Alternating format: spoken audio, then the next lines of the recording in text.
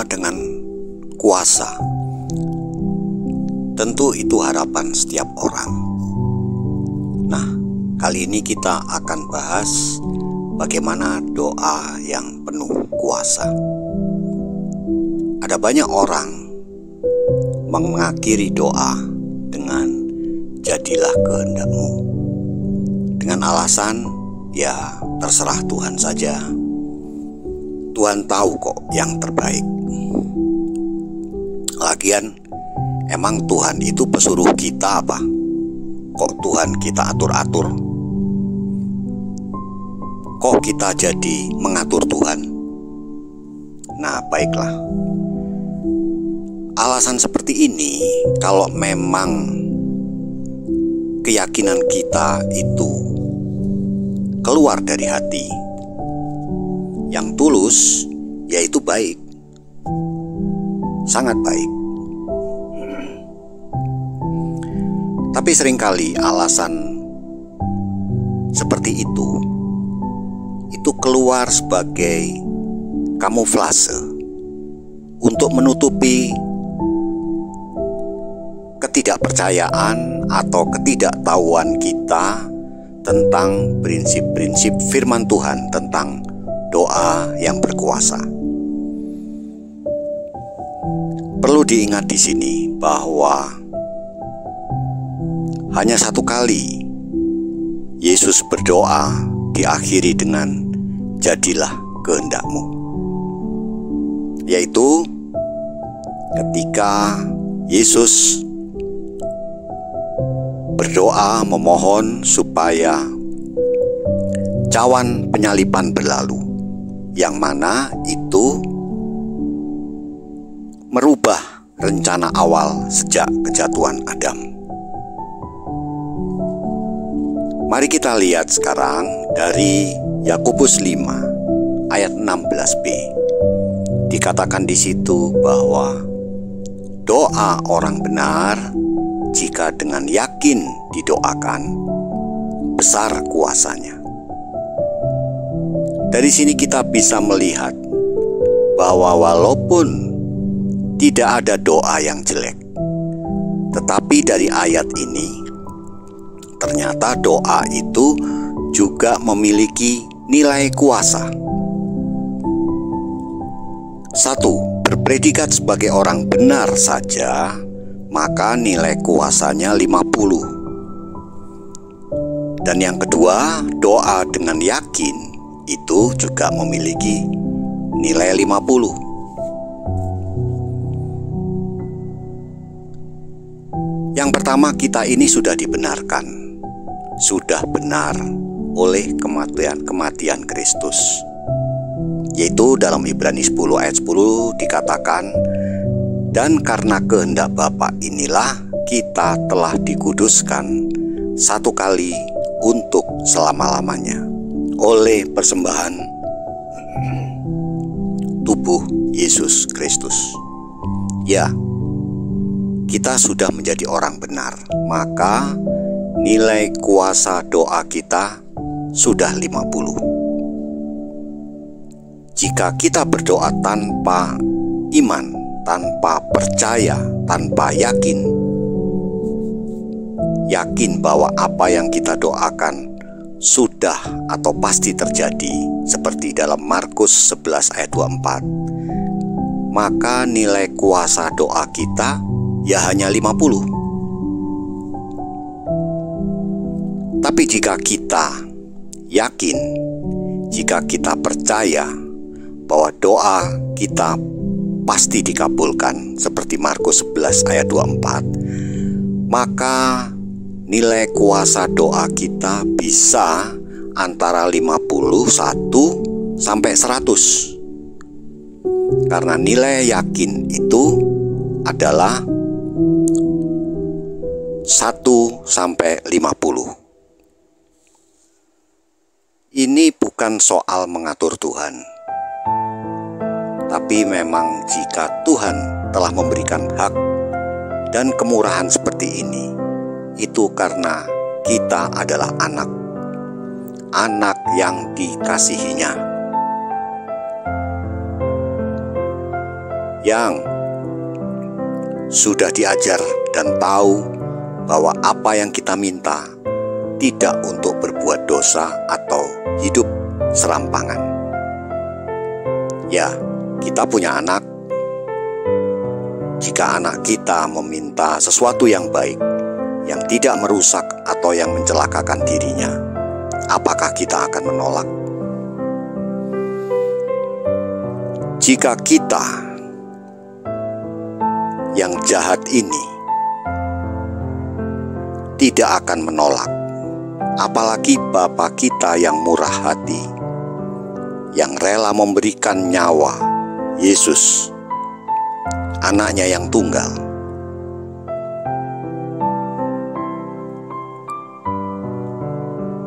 Anak yang telah menepati janji berkat-Nya kepada Abraham, Ishak, dan Yakub. Bapa kita, tidakkah Bapa kita bermurah hati bagi kita yang telah ditetapkannya sebagai anak? Yesus Allah sendiri yang berjanji kepada kita, anak-anaknya. Mintalah, maka akan diberikan kepadamu. Ketoklah, maka pintu akan dibukakan. Yesus juga berkata, marilah kepadaku semua yang letih lesu dan berbeban berat. Aku akan memberi kelegaan. Dalam Yohanes 10 ayat 10, Yesus mengatakan, aku datang supaya mereka, yaitu kita, mempunyai hidup dan mempunyainya dalam segala kelimpahan. Bahkan lebih dari itu, kita telah diberi kuasa. Dalam Kisah 1 ayat 8 dikatakan, kamu akan menerima kuasa kalau Roh Kudus turun ke atas kamu. Dan kita semua telah menerima Roh Kudus saat percaya atau menerima Yesus. Maka dalam hal-hal kecil kita bisa perintahkan, seperti hujan turun, hujan berhenti, penyakit pergi, kesembuhan datang, setan keluar, setan pergi, dalam nama Yesus dan lain-lain. Dalam Alkitab bahasa Jawa, bahkan kata kuasa yang di situ terjemahan dari dunamis, kata Yunani, itu dipakai kata kasekten. Dalam Alkitab bahasa Jawa, kasekten atau kesaktian maknanya. Maka kita akan menerima kesaktian kalau Roh Kudus turun ke atas kita. Itu Kisah 1 ayat 8. Jadi itulah, berdasarkan Yakobus 5 ayat 16b, kita adalah orang benar jika kita berdoa dengan yakin atau percaya bahwa Allah murah hati dan sangat senang mengabulkan doa kita, anak yang dikasihinya. Maka doa kita menjadi besar kuasanya. Kemudian perlu diingat, iman atau percaya atau yakin itu tidak akan pernah bisa bergandengan dengan rasa bersalah, dengan rasa berdosa, dengan rasa takut, dan sejenisnya. Maka jika kita masih merasa bersalah, maka kita perlu merenungkan kasih Bapa yang telah rela memindahkan kita dari neraka ke sorga dengan mengorbankan nyawa anaknya, yaitu Yesus. Kasih Bapa yang telah menjadikan kita sebagai anak, kasih Bapa yang telah menguduskan kita satu kali untuk selamanya. Ibrani 10 ayat 10. Dalam perjanjian baru, Bapa tidak pernah menghukum kita, tidak pernah mengancam kita, karena kita telah kudus dan sempurna. Memang Bapa sedih saat kita berdosa, karena dosa membuat kita malas rohani dan membuat pudarnya iman, serta dosa memiliki konsekuensi-konsekuensi logis. Konsekuensi rusaknya hubungan dengan sesama, dengan kerabat, dengan saudara. Dosa memiliki konsekuensi hukum. Dosa juga bisa memiliki konsekuensi kesehatan. Dosa juga bisa memiliki konsekuensi penurunan kecerdasan, kemampuan berpikir, dan lain-lain.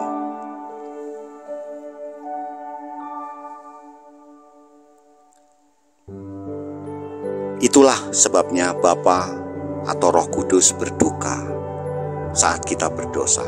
Tetapi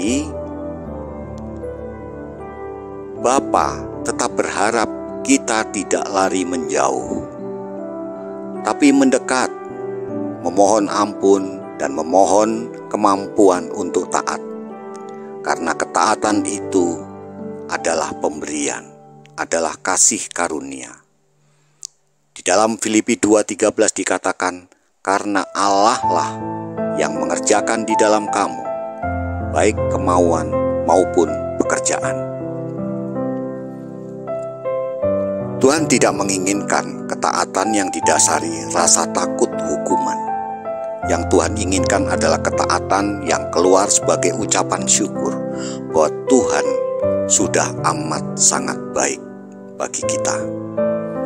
Tuhan tidak menginginkan ketaatan dengan kekuatan kita sendiri, karena itu membuat kita capek dan tertekan, dan ketaatan kita lemah sifatnya. Serta kalaupun sedikit berhasil membuat kita bermegah dan menjadi sombong. Tuhan memang sedih ketika kita gagal taat, ketika kita berdosa. Tapi Tuhan akan lebih sedih lagi jika kita lari dan menjauh dari Tuhan, sehingga Tuhan bisa mengizinkan masalah terjadi dengan tujuan agar kita kembali mendekat dan melekat pada pokok anggur, yaitu Yesus. Jadi, jangan ada rasa bersalah, jangan ada rasa berdosa, jangan ada rasa tidak layak di hadapan Tuhan.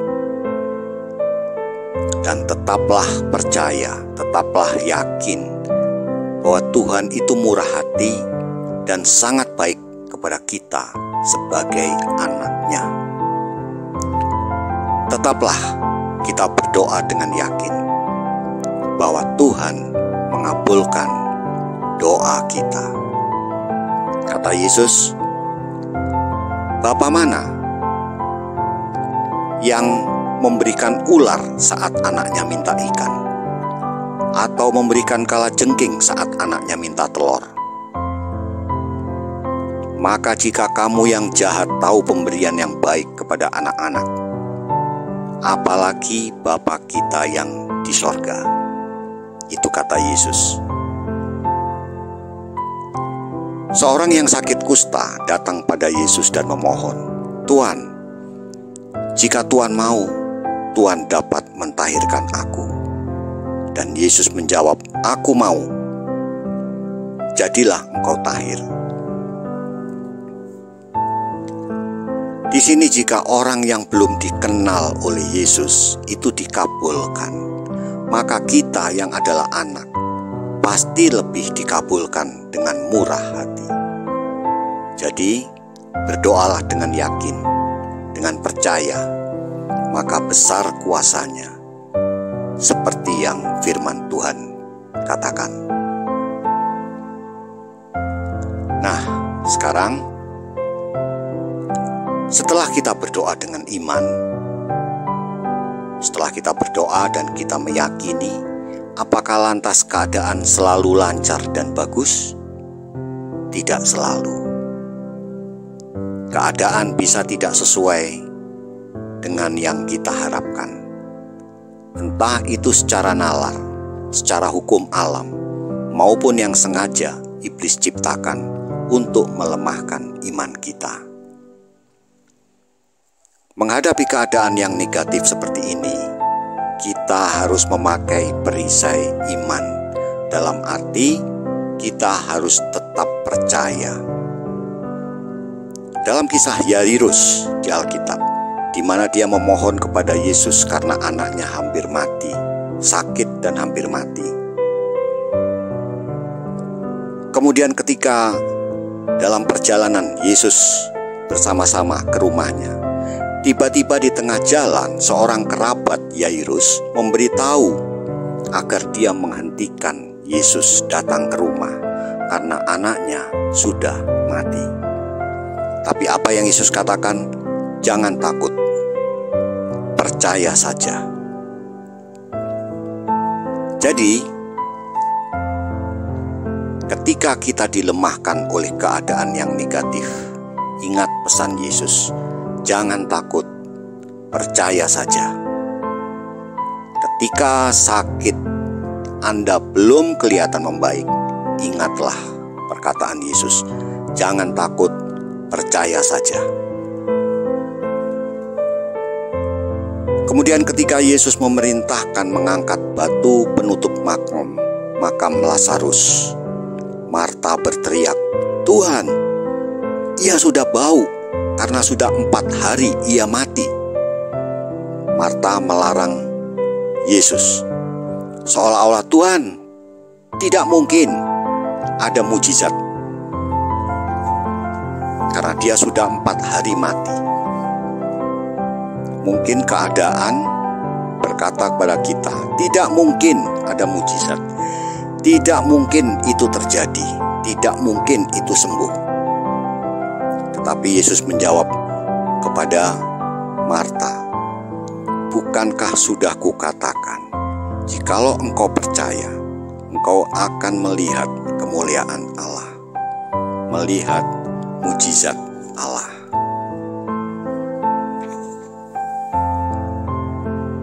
Jadi, ketika keraguan muncul pada diri kita, ingatlah perkataan Yesus, bahwa kalau kita tetap percaya, kita akan melihat kemuliaan Allah, kita akan melihat mujizat Allah.